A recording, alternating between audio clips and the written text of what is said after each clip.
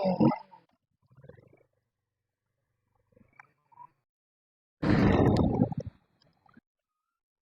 Guys, welcome back to the channel engine speaks. This is your host Sebastian Rebello और आज हमारे साथ है Kawasaki Z650।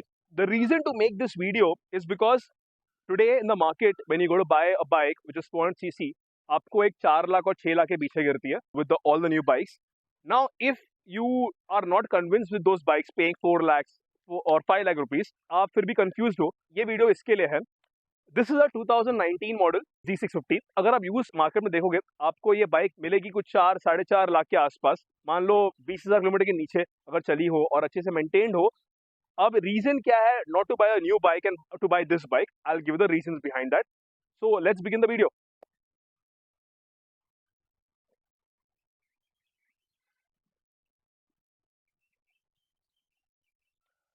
This is the Kawasaki Z650.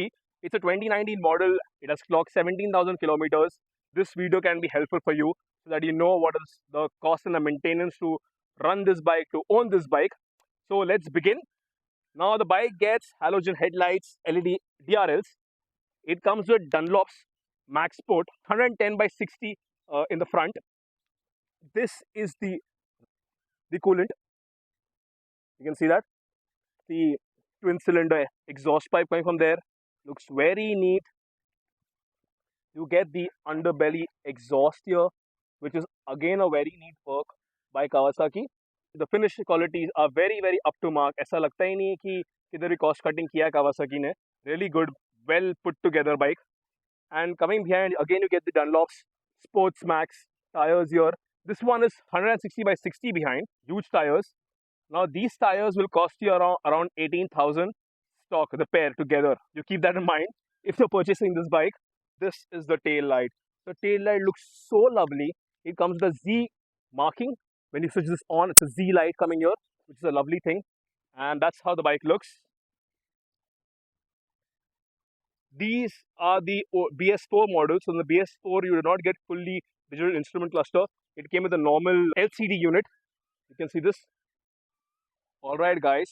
Speaking about the engine, this is parallel to a liquid cooled 650cc engine, which produces around 68 bhp, 65 Nm of torque. In this model, the current model has one torque down, that is 64 Nm of torque. The average for this bike in city is 18 kilometers per liter, and on the highways around 22-25. The way you're riding it, इस bike में आपको telescopic मिलता है focus, आपको upside down focus नहीं मिलते हैं। आपको दो डिस्क मिलते हैं आगे, जो अच्छा ब्रेकिंग करने के लिए, और पीछे एक सिंगल डिस्क दिया हुआ है। आपको इसके अंदर डुअल चैनल एबीएस मिलता है, जो अच्छा है। इसका curve wait is around 191 kg dry. Seat height is very good, 790 mm। तो टॉलर राइडर, शॉर्टर राइडर सबके लिए अच्छा रहने वाला है ये। इसका एक बहुत बुरा पार्ट है, वो इसका ग्राउंड क्लियरेंस 130 mm बहुत कम है। अगर आप पिलियन के साथ एक बड़े स्पीड ब्रेकर पर जाओगे, आपको नीचे टच करने का चांसेस है, तो आपको ये ध्यान रखना पड़ेगा।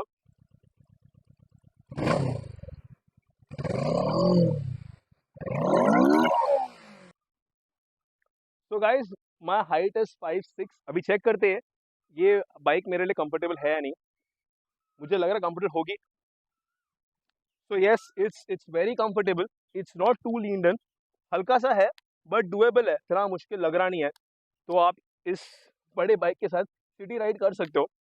Now speaking about very important thing, that is the maintenance of this bike.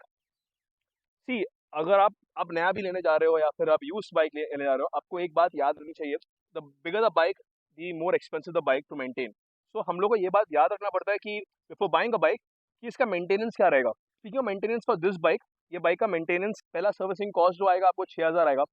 Second servicing भी 6,000 तक आएगा। अब बात कहाँ आती है जब एक्सपेंसेस बढ़ते हैं, वो इसके डिस्पैच के ऊपर है।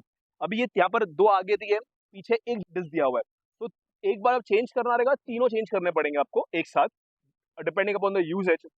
अगर आपका पहले पीछे से खराब हो गया हो और बाद में हो तो अलग बात है, बट मैं सिर्फ एक रफ आइडिया बता रहा हूँ। अगर तीनों चेंज करते हैं तो आपको ये पूरा सेट जो आएगा 9,000 के आसपास आएगा। आपको 3,000 के का एक डिस्पैच पड़ता है। ये 2019 मॉडल, आई थिंक जो नया वाला है उसका 4,000 कुछ हो चुका है। ये सिर्फ पार्ट्स का प्राइस है, इसका लेबर और 2,000 है। तो इसका कंप्लीटली चेंज करना with labour is around 12,000 rupees. That's the first thing. The parts for Kawasaki is expensive, so keep that in mind for buying one of these.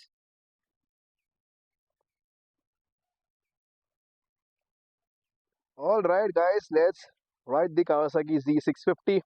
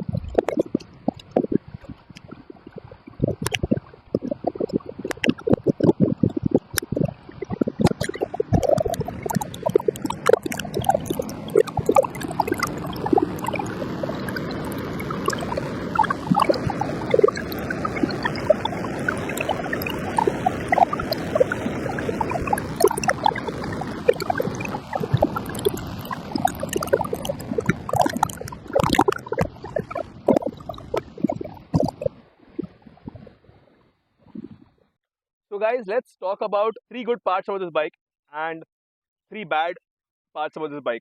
So which can help you decide कि लेना है या नहीं लेना. So पहला good part इसका ये है कि the bike is very refined. It's a twin cylinder, बहुत refined engine है, अच्छा engine है.